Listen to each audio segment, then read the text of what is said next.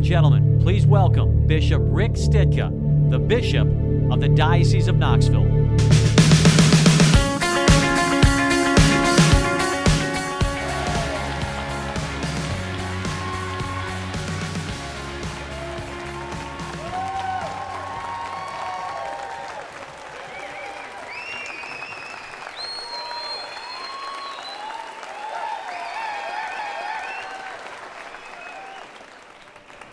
No, do it some more. What the hell?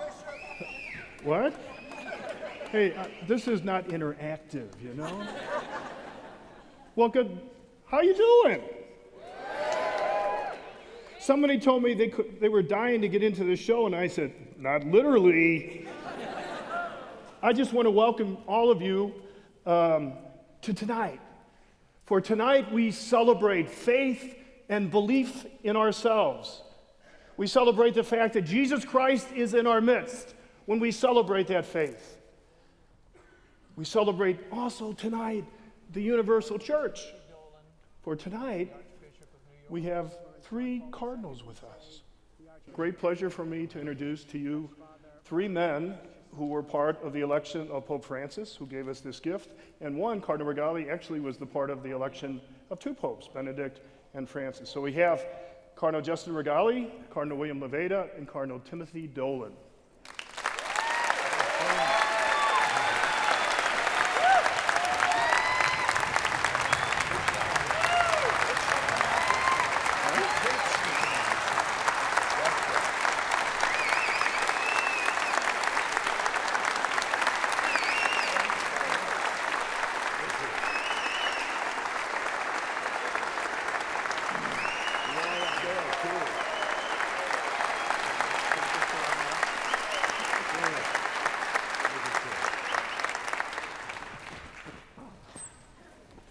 They look like they're ready for presidential debates.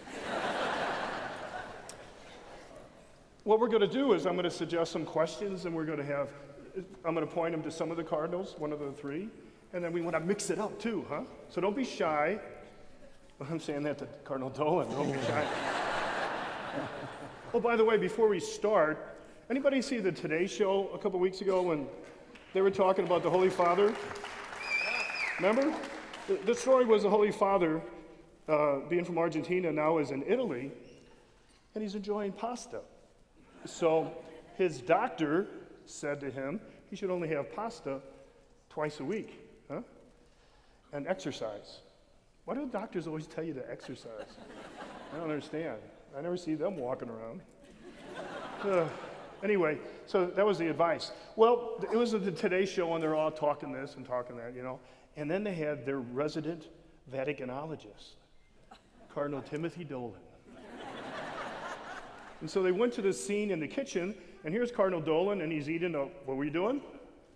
Come on, you gotta help me out. The bowl of pasta? Bowl of pasta. It sure wasn't a moon pie. It wasn't a moon pie.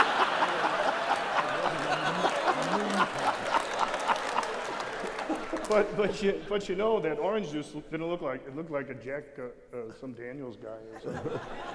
Anyway, so he's scooping it in, and they said, do you have any recommendations with the Holy Father? Cardinal Dolan, what did you say?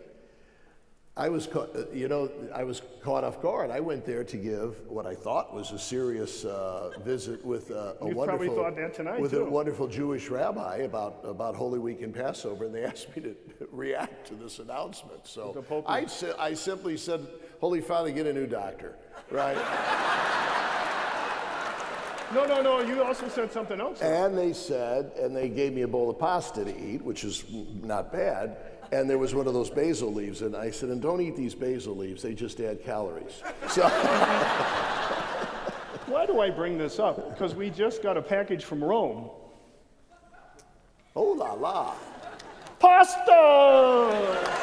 All right, give me a bib.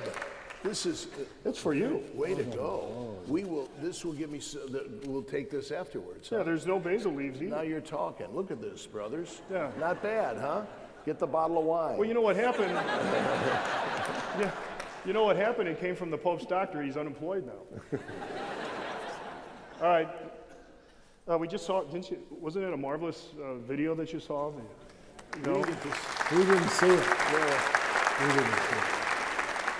You know, what's interesting about all of this, they had the three of you entering the conclave, and they focused in on each one of you as an individual. Okay?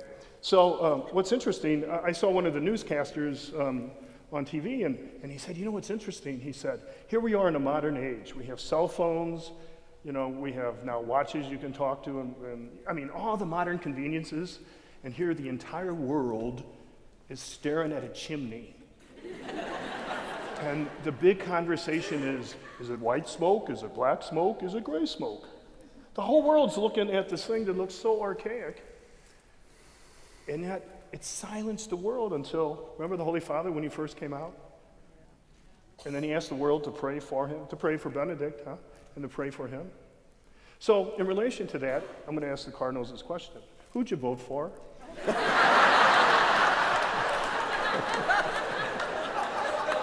Okay. All right. Get a little more serious here because they get excommunicated if they talk about it. Okay, one of the questions I want to ask, and I'm going to throw it out there for all of you. Why in the heck did you become a priest? You're all very talented, very bright. Why did you become a priest, Cardinal Regali? Why did I become a priest? That's the question. Well, I think that it goes back a long way. The first inclination I had that I might be, that this might be my vocation, it was linked to the fact that I was very impressed by some of the young priests we had in our parish. And I was young at the time and certainly didn't have refined ideas of the whole nature of the priesthood, but there was this attraction. And I saw that this priest, and it was more than one, that they were very happy, they were fulfilled. I saw them celebrate Mass, saw them preach the gospel, and these were certainly core values in the priesthood. Anyway, I think that was the first attraction that I had to the priesthood. The example in the Mass and in the preaching of the Word of God. Cardinal Leveda, because you're from Los Angeles, you two have known each other for 50 plus years? 60. Since you're 5 years old? Yeah. Cardinal Leveda, what was yours? Bishop Sticka, first of all, thank you for inviting me to participate in this evening. We couldn't hear anything you said out there, but I know there was a lot of positive response. So we'll be asking you questions. We were talking about prayer. We'll be asking you questions about that later.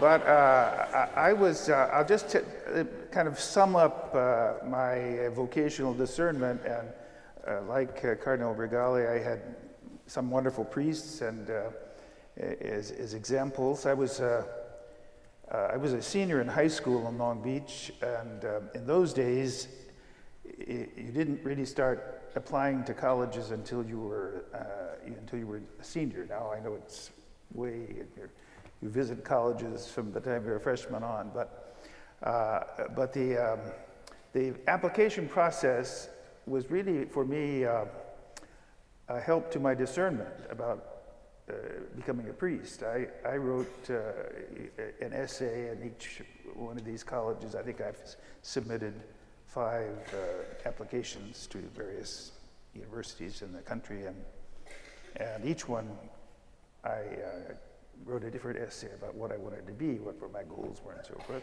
In one of those essays, I remember writing an essay about wanting to be a dentist. Why I would ever think about it.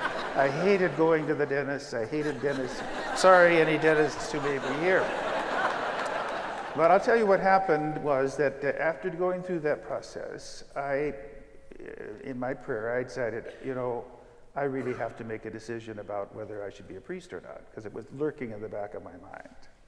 So that was the time that I made that decision with the help of God and God's grace, I'm sure, and prayer, and went into the seminary first-year college and met Cardinal Regali, who was a year ahead of me, and we became very good friends and talked about the deep mysteries of philosophy and theology. We go back to 1954, when I began the college seminary, he was in second year college, and been very good friends since, and often worked together in Rome, off and on. I did my theology studies in Rome, and in my fourth year, he had just been ordained a priest. He was sent over to study canon law. So at my ordination in St. Peter's Basilica, 54 of us were ordained in December. And in those days, before the council, you may recall, you wouldn't be that old, an ordination ceremony, every priest who was ordained had an assistant priest at his side. So that one concelebrated mass that the church had at the ordination of priests, that priest could guide the priest he was assisting to make sure that he was doing it right for the first time and saying mass validly and so forth. So he was my assistant priest in St. Peter's Basilica at my ordination, and I'm grateful to him for that. And we've had a long friendship over the years and known each other a long time. I know living in St. Louis with the Cardinal, he always talked about your friendship and how we always value that. And it's getting nice to have those long friendships, huh? Absolutely. Yeah. Cardinal Dolan. I know the Irish nuns at your parish had something to do with you in St. Louis, huh? They did. I guess probably the main reason I wanted to become a priest is because Marcy Gallagher wouldn't go out with me. No.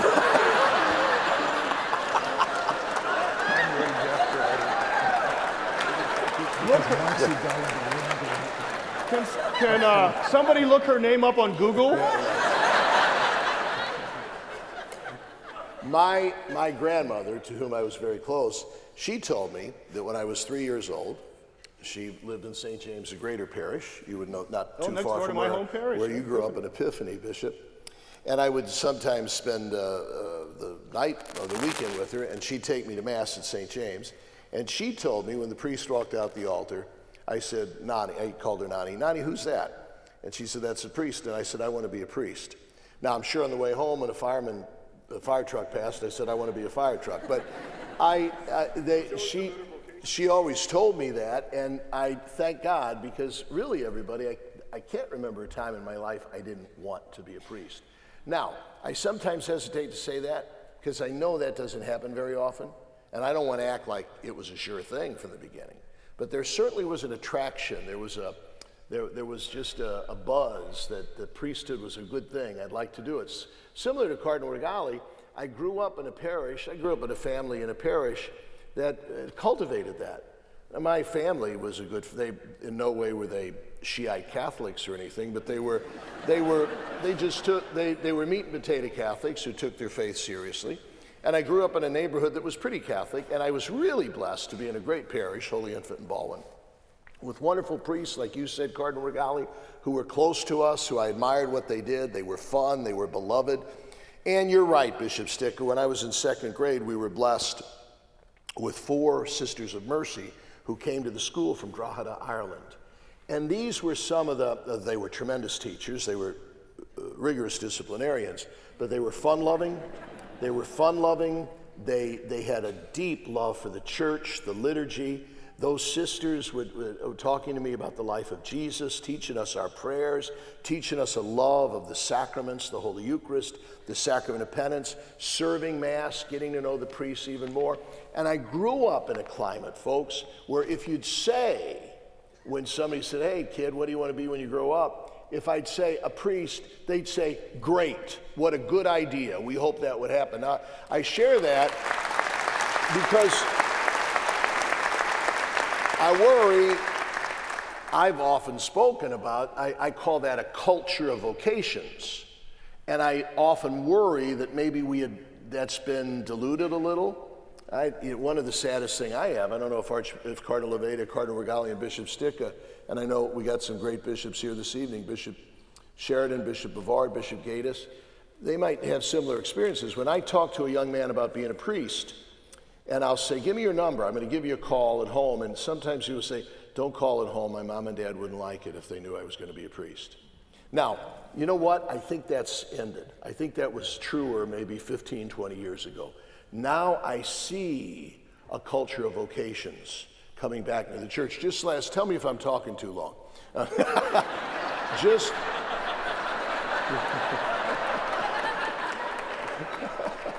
I'll do anything to keep him from talking. All right.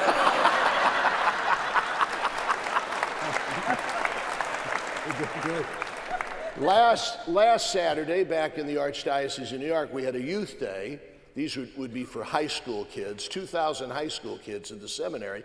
And at the end, the vocation director did an altar call. And he asked the young women who were there, who were thinking about serving Jesus in his church as a consecrated woman religious, to come up. And then he asked the young men who were thinking of serving Jesus in his church as a priest to come up. And dozens came up, which is great. But more than that, 2,000 kids rose up and gave him a standing ovation. Now that's a culture of vocations. That was a blessing to me in my discernment of a priestly vocation. We got to get that back in the church today, don't you think? Absolutely. So.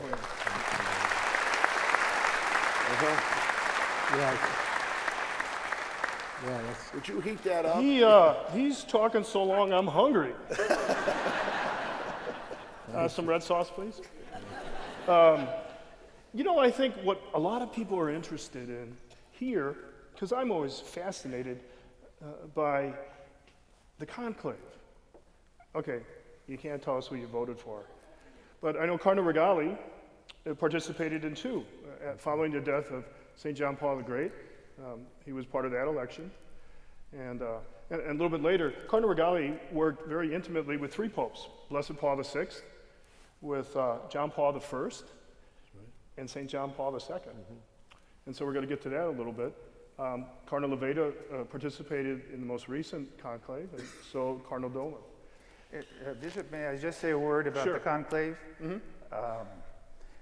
You're right, I can't and won't say who I voted for, but I wanted to share an image, because I think we heard you,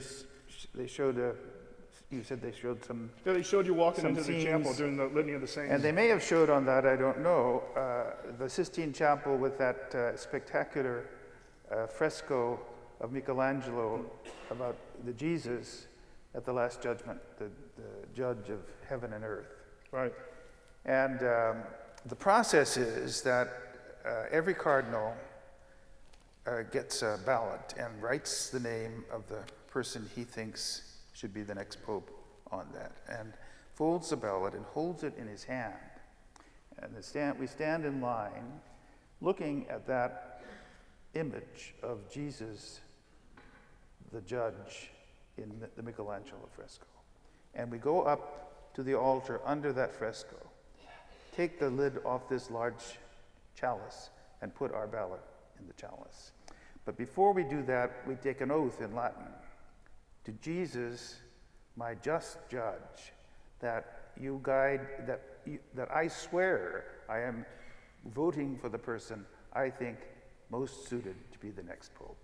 When you do that 4 or 5 times, you have really, you know what it means to swear before your God and your judge Jesus, and you are very careful in your thoughts about who you're voting for.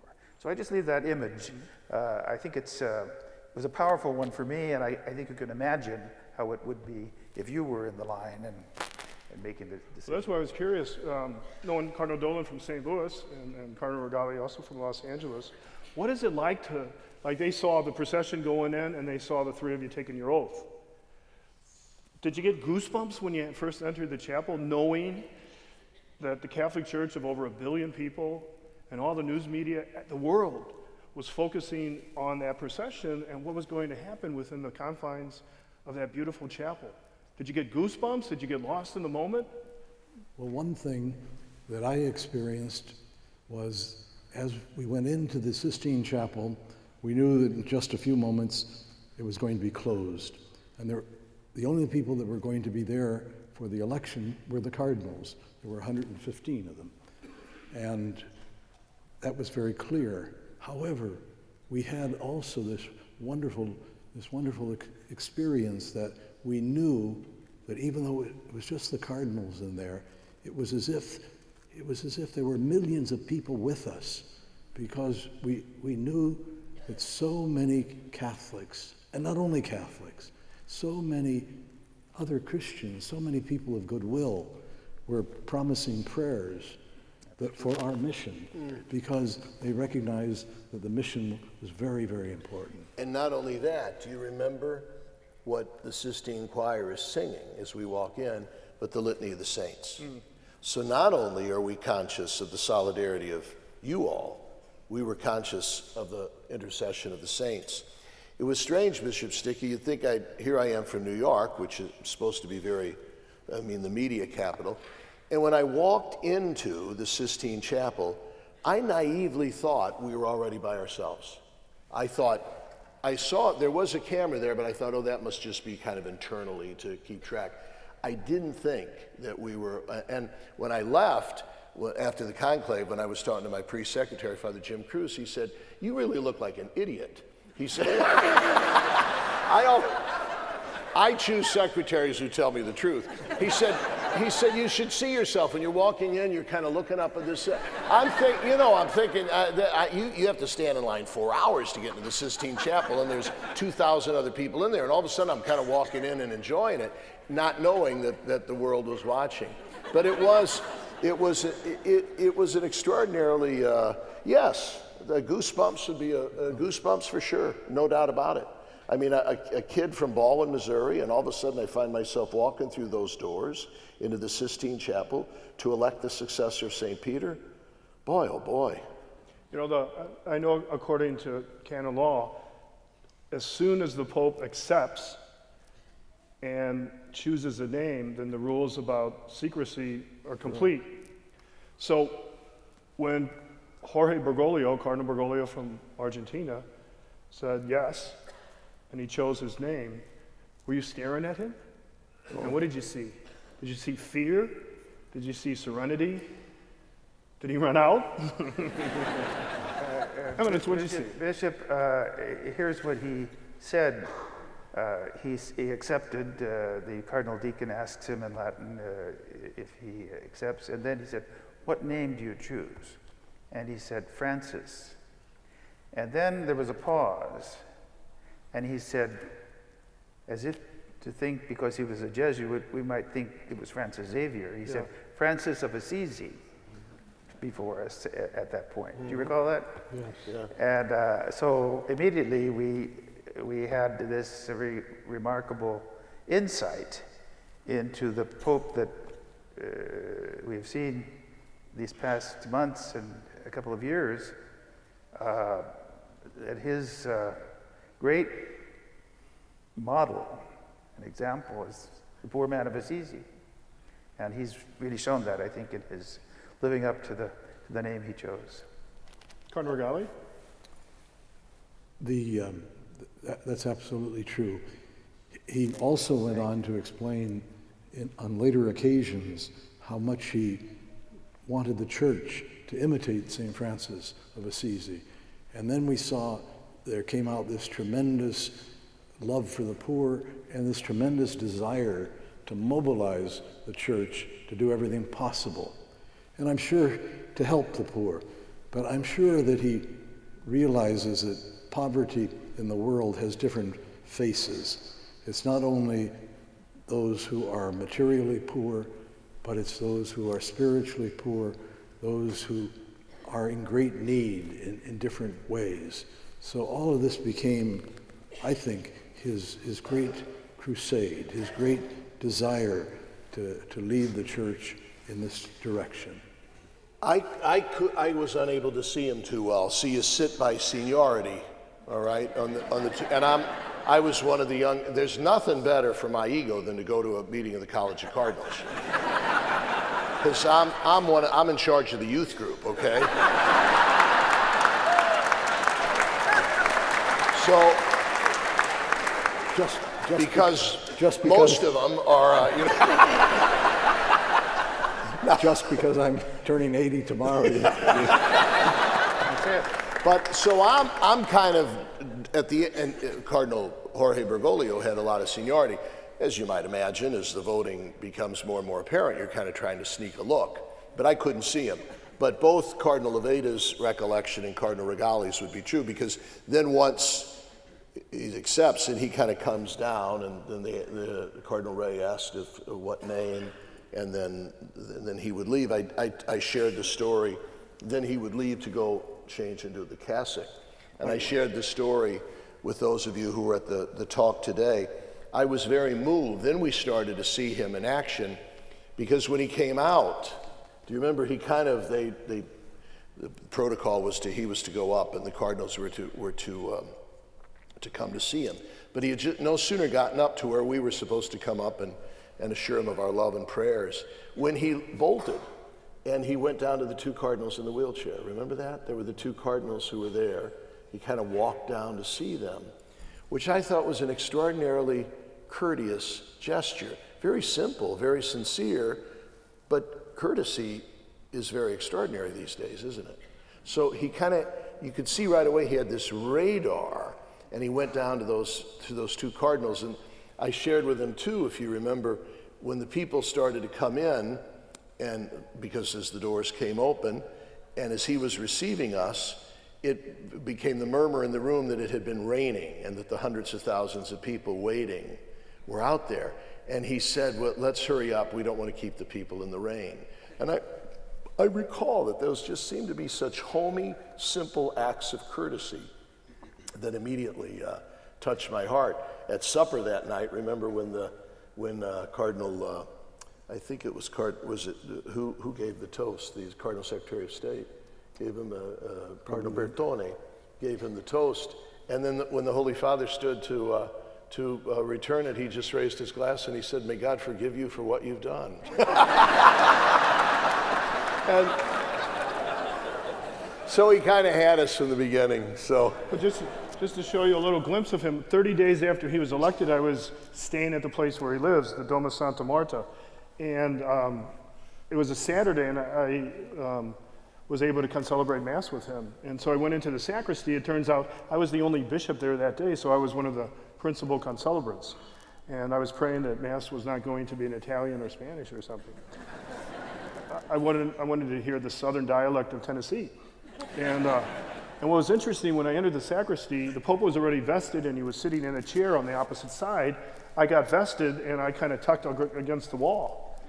And at some moment, the Pope looked up and he saw me, so I was getting ready to go over to him, and he just starts walking over to me, and with an arm's length, kind of in broken English, he said, "Hello, my name is Francis. What is your name and where are you from?" Mm-hmm. And I wanted to say, "Yeah, I know who you are." I want to transition to St. John Paul II, St. John Paul the Great. There's a great story. He was Pope over, 26 years? Almost 26. So all those, just think if you were named a cardinal his first year, for the most part, you probably didn't get a chance to vote for a pope at all. Yeah. And here we got men who have voted, won twice. But there was a story that there was a bishop who visited with the Holy Father, John Paul, right towards the end of his life when he was so sick. And his body was so broken, but his mind was so keen still. And his prayer life was so rich. And so this bishop, I guess, probably felt a little bad. So he said to the Pope, he said, "Oh, Holy Father, this will probably be the last time that I see you." And St. John Paul said to him, "Why, are you sick?" I don't know if it's a true story, but I sure like it. This man captured the attention of the world. After he was elected, he was so vigorous, he wouldn't walk up one step, he'd jump up 2 or 3. I remember there was the cover of Time or Newsweek, it was like John Paul the Superstar. When he first came to the United States in 1979, and who happened to be with him on that trip? Who helped write his speeches? The guy in the middle. And so with all of you, you dealt with St. John Paul one way or another. Cardinal Dolan, he was in Rome, rector of the NAC, North American College. Cardinal Regali was his translator for a number of years and worked in the Congregation for Bishops and worked in the Ecclesiastical Academy and in other capacities. Had meals with him numerous times. In some instances, just the Pope and his secretary and Cardinal Regali. And then Cardinal Loveda, working in Rome and as an archbishop. I thought I heard you say, I deny anything I say. Behind the curtain, talking to our audience here, our lovely Knoxville friends, and you were mentioning my being appointed auxiliary bishop, Archbishop of Portland, Archbishop of San Francisco, and I thought I heard something like he has a hard time hanging on to a job. You didn't say that? I don't know. Did he say that? I don't know. I just wanted to say that it was Pope John Paul that kept appointing me to these jobs. So there you are. I owe it all to him. Yeah. The only thing I can say to that, sometime in the translation, the meeting gets lost. It's not easy to hear through those curtains. He still scares me, though. So anyway, the late Cardinal George, who just died yesterday, when I first met him after I was named the bishop, I said, "Oh, Eminence," I said, because he was very intelligent and he wasn't shy about expressing his opinion. And I said, "Oh, Eminence," I said, "I'm kind of afraid of you." And he said, "It's supposed to be that way." Cardinal Regale, you probably had the richest experience with the Holy Father, huh? Is there one story that comes out that you would like to share about kind of the person? If somebody wanted to say, could you capture the person of St. John Paul like in a short story? It's possible. It's possible. Thank you very much. Actually, I had the privilege of traveling with John Paul II beginning in 1979. It was the second of 104 international trips that he took around the world. And the second, it was the third. It was the third of these 104 trips. And we went to Ireland and the United States. And then later on, I would accompany the Pope to England and Scotland and Wales and Australia and New Zealand, Papua New Guinea, the Fiji Islands, Japan, etc., on and on and on. But what the Pope loved in all of these visits, he loved to have a meeting with the young people, And I was with him with the young people in Thailand, in Ireland, in the United States, in India, etc. Well, the bishop asked for some specific incident. Something that touched me very greatly was in Ireland. He met at Galway Bay with the youth of Ireland. It was a magnificent day. And they applauded him during his talk. I kept count 42 times. But the 41st time, and I clocked him, the applause for the 41st time was between 12 and 13 minutes. It would die down, and then the young people would begin to sing John Paul II, We Love You. But the 41st interruption, it was something that he said that they took to, but also it explains John Paul II. At a given point, he said, "Young people of Ireland, I love you. I love you." And that's what evoked this extraordinary applause. And year after year, I could see that. I could see how he expressed his pastoral zeal with the young people of the world.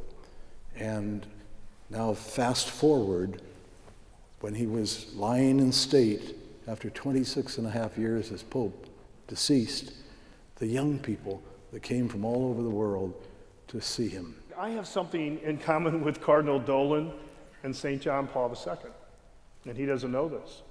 The last time I gave up my bedroom was in January of 1999 in the Archbishop's house in St. Louis.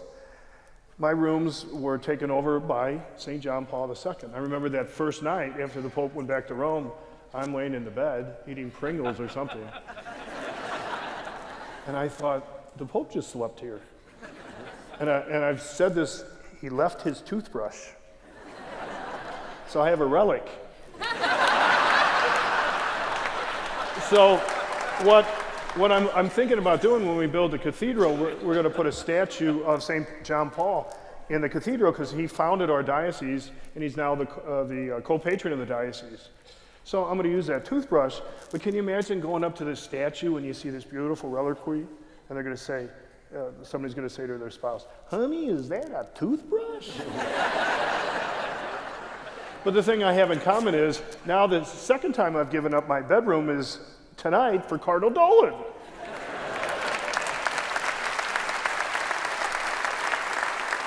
And the bed is filled with Kringles.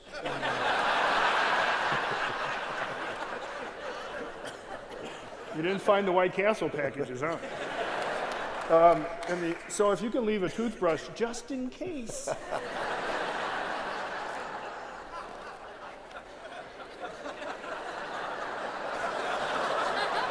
I think he actually takes his teeth out at night.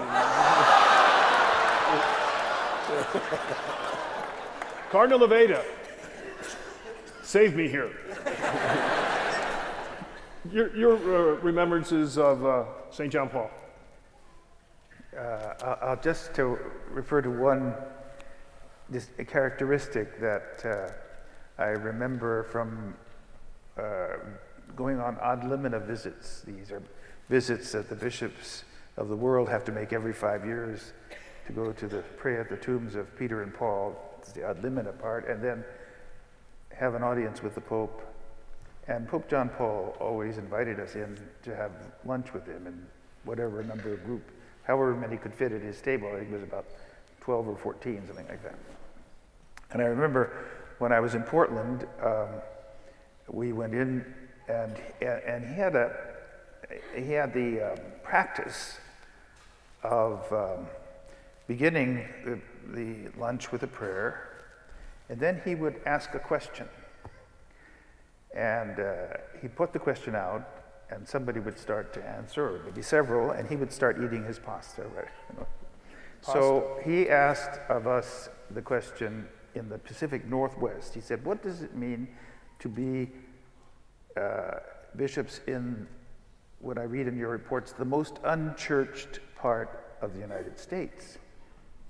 Started eating his pasta. Well, Bishop Connolly, the Bishop of Eastern Oregon, Baker, starts in and he says, "Well, you got this, we all know Tom Connolly."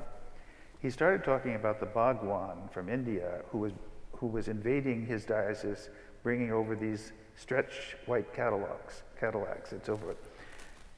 If the Pope understood one word of what he was saying, it had nothing to do with what it means. The unchurched part of the United States is that there aren't many Catholics, but there aren't many people of any denomination. Most of the people don't go to church, unlike the South, for example, where there are not many Catholics, but there are a lot of Baptists, and you have a different, more religious culture. Well, after about 4 minutes of waxing on about the Bhagwan and all the problems he was having, I intervened and I said, "Tom, I think the Pope wants to know about unchurched, what that means in terms of our diocese and so forth." So, I mean, he could talk on for 15 minutes about the Bhagwan from India and the white Cadillacs and so forth.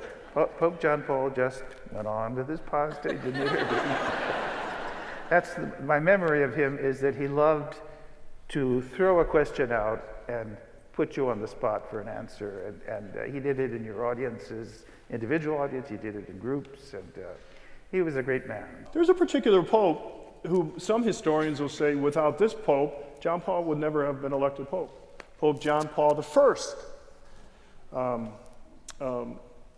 was pope for 33 days. And Albino Luciani, he was the Patriarch of Venice, and he died in the evening in his sleep or at some point. We have a man here who was with him for the most part all those 33 days, huh? Yeah. His translator, Cardinal Regali. And he was one of the last people to see him before the Pope that night went into his private apartment and was called home by God to a greater reward. I've been after the Cardinal to write a book about him because there's not a whole lot of material out there. And I think he could shed some light on this truly, the smiling Pope. You know, could you tell any particular story?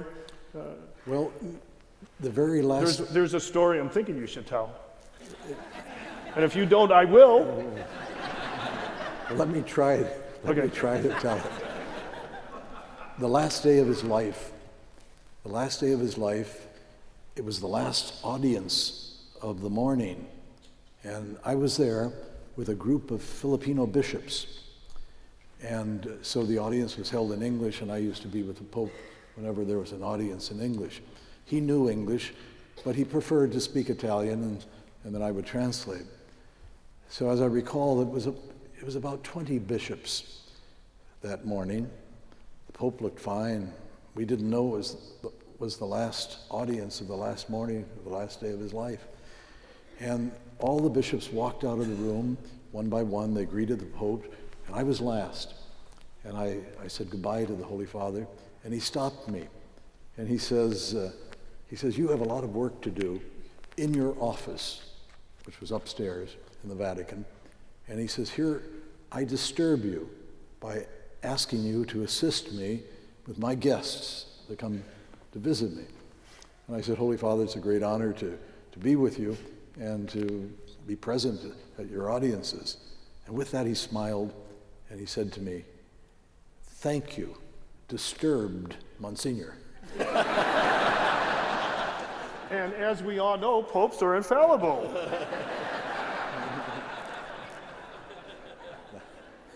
That's your comment. We do the... What do you say? I said, that's your comment. You can tell we live together, huh? Ever see The Odd Couple? So anyway, I was the last one to go out of the room, and his secretary came and actually locked the door from the inside. The Pope went up to his private apartments. This was somewhere around 1:45 in the morning, and he had lunch. And in the afternoon, he did see some other people in the afternoon, but 10 hours later, he was dead. He died of a heart attack that very evening. And it came so fast, and it had just been 33 days. But in those 33 days, he presented an image, once again, a very worthy image as the final predecessor of John Paul II. And John Paul II took the name John Paul II because he wanted to carry on the legacy of John Paul I. But the one thing that comes to my mind, as a matter of fact, you were telling me you were going to ask me about John Paul I, and I wanted to reread a talk that he gave. You know, right now the church is preparing for the next Synod of Bishops, and the topic is going to be the family. Such an important topic. Well, John Paul I gave, during those 33 days, he met with a group of American bishops. Mm-hmm. And the topic of his talk was the family. And it was a beautiful talk. Just some of the things that were in there. One of the things he said is, in marriage, he says, the opportunities of the spouses, husband and wife, to contribute to the holiness of one's spouse is so marvelous. This is part of marriage, to help one another love God, and obviously, and to form a family, etc. But he pointed out this specific dimension of what spouses, what their love means to one another. Another thing he mentioned in this talk, he said that the renewal that we're looking for in the church, the renewal of the whole body of Christ, the whole community of the church, is going to depend so much on the fidelity of the family. And on and on. He gave this beautiful talk.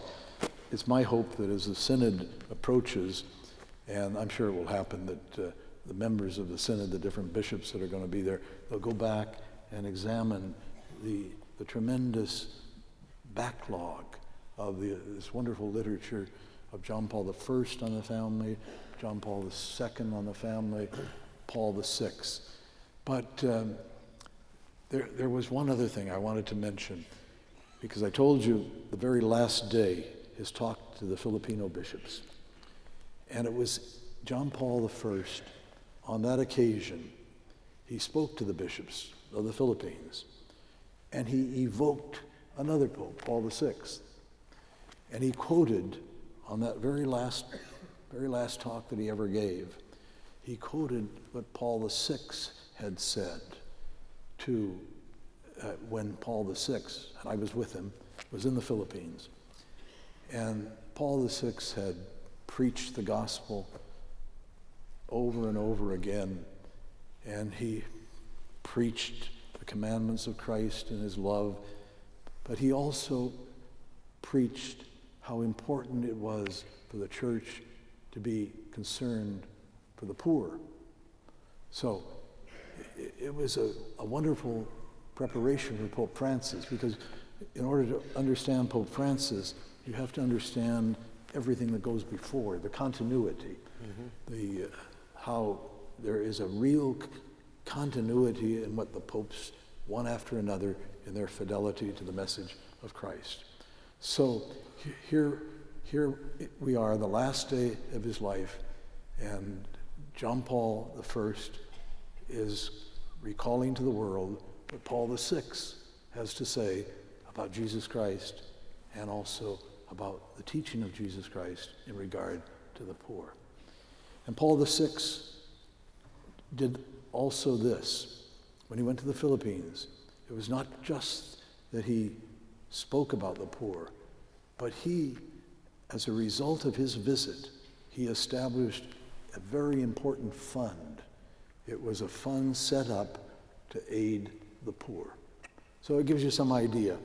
So John Paul I is very, very much in continuity with Paul VI, John Paul II in continuity with John Paul I, and so it goes. And today, I was just down to visit his tomb a couple of days ago. I came in from Rome yesterday, and there John Paul I is. He's buried right close to Paul VI. John Paul I Pope for 33 days, and Paul VI for over 15 years. But across from John Paul I is Pope Marcellus II in the 16th century, and he was Pope only for 22 days. So it shows that God raises up people at a given moment, and everybody has a season, and when that season is over, the church continues, and it's very, very impressive to see how there is continuity, and there is continuity in the fidelity of preaching the gospel of Jesus Christ. Cardinal Dolan, what's it like to be the Archbishop of New York? You know what? And you're still smiling? Look, when now this is being televised. I love being Archbishop of New York, and I hope it shows. When I was coming home as rector of the North American College, Cardinal Regali had called me a month or two ahead of time and said, "What do you want to do?" And I said, "I'd love to be a parish priest. I'd love to be a pastor." He said, "Okay, let's see what we can do." Now, the whole time, I think he knew something was going on. The day before I left Rome, I was told I was going to go home as auxiliary bishop. And when I saw him, I said, you told me that I was going to be a parish priest. And he said, "Well, I did." And he said, "You will be. It's just that the Archdiocese of St. Louis will be the parish, and I'm the pastor, and you're my assistant." And that was that was a great mission statement. And I still think that. I think any bishop does. When I might be the Archbishop of New York, but I still like to think of myself as a parish priest. I happen to have 2.8 million parishioners, all right? But I still like to think of myself as a parish priest, as any priest worth his salt would. And so it's a huge responsibility. I guess it's a little different because there's so many different levels in New York. You know, you've got business, you've got politics, you got communications, you got finance, you got the press, you've got the United Nations, you've got the diplomatic community, you've got people coming from all over the world, you've got a tremendous diversity of immigrants. So it might be extraordinarily filled with challenges, but people are people, and when you're with them, and I tell you, Bishop Sticka, we in the Midwest, and I don't know if do you consider Knoxville? You'd consider yourself South here, would you? This is the South. This is South, but the South.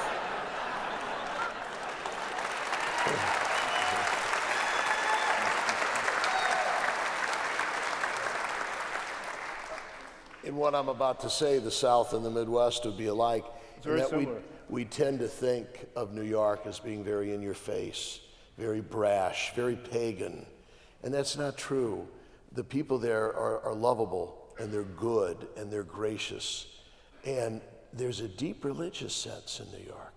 There's a great openness to religion, to God, the faith.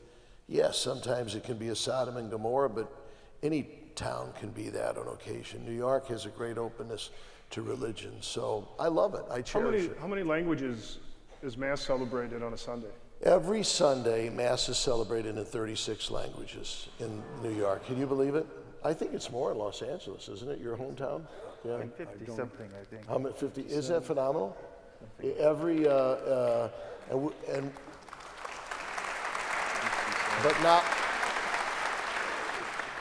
not one of those languages with a Southern twang. So I'm sorry.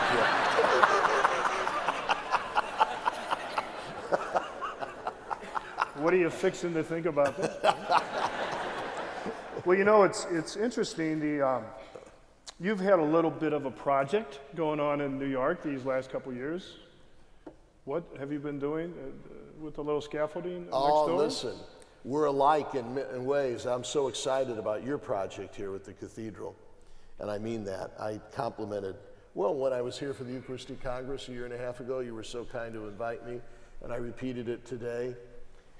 You got something special here in the Diocese of Knoxville. As much as I love New York is sort of an older, established church. Right now, I'm merging parishes. I'm merging as many parishes as you got in your whole diocese. You're building parishes. You're expanding. This is the...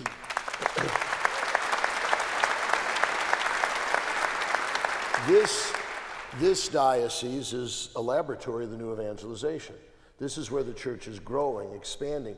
I sense here, remember what I said at your, you had 10,000 people for the Eucharistic Congress, right? How many? 5,000. 5,500. All right, 5,000, which was what percent of your people? You have 60,000 Catholics. Yeah, so 60, that was 65. what, one? That was about one. I said if we had the same thing in New York, we wouldn't have gotten 6,000. And proportionately, if we had the same number, we'd have 500,000 people at the Eucharistic Congress. You've got something special here, see? You've got a cohesion, you've got a pride, you've got an energy here, and it's going to be iconic. It's going to be symbolized in that cathedral. So congratulations on that. You know, I found as a bishop, sometimes you wonder, I don't know if the three of you, but am I worthy? I thought the Holy Spirit played a joke on Benedict when I got the phone call from the nuncio. Because I don't think any of us are worthy, though, huh? Are we really worthy to receive the mercy of God? Are we worthy to be called upon by Jesus to build his kingdom in a variety of ways? Are we worthy to kneel before the Lord and ask for things? Well, the scriptures say we can do that. Are we worthy? Probably not. But all of us have been chosen, despite our unworthiness, to work with Jesus to build his kingdom. So my sisters and brothers, is it all right if in your name I say thank you to Cardinal Dolan, Cardinal Regali, and Cardinal Levada?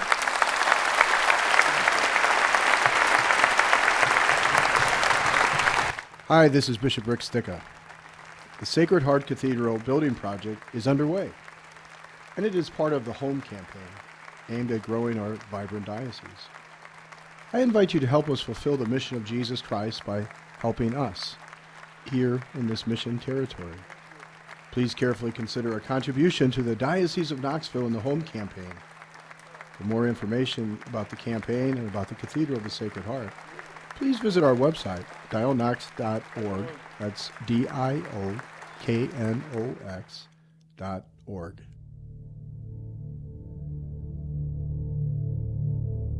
We are. We are. We are. We are. We are. We are. We are the Diocese of Knoxville.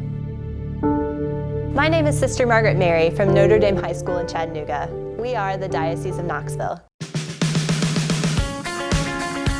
It's not your parish and the diocese like we're some separate thing, but it is we're the Catholic Church in East Tennessee. And without that sense of unity and identity, we would never have grown from the past. We are 51 Catholic parishes and mission churches. We are 66,000 active parishioners. We are priests, we are deacons, we are men and women religious. We are 10 Catholic schools, spiritually centered and academically driven. We are diverse. Somos diversos. We are Fellowship for young adults. We are big cities. And we are small towns, like Soddy Daisy, Tennessee. Welcome to the Catholic Charities Food Pantry here in Chattanooga. Come in and take a look. We are the Catholic Center at ETSU. The center provides a positive place for our students. We are charity, we are service, and we are Christian. Well, obviously I'm a very visible Catholic, so it's pretty noticeable when I walk in the room that I'm not just your average ordinary doctor. We are building for the future. And we are building for the future too. We are. We are. We are. Chúng ta là con cái của giáo phận Knoxville. We are the Diocese of Knoxville. And we're living our Roman Catholic faith. And we are living our Roman Catholic faith. Y estamos viviendo nuestra fe católica. We are the Diocese of Knoxville, and we are living our Roman Catholic faith in East Tennessee. We are the Diocese of Knoxville! They really are.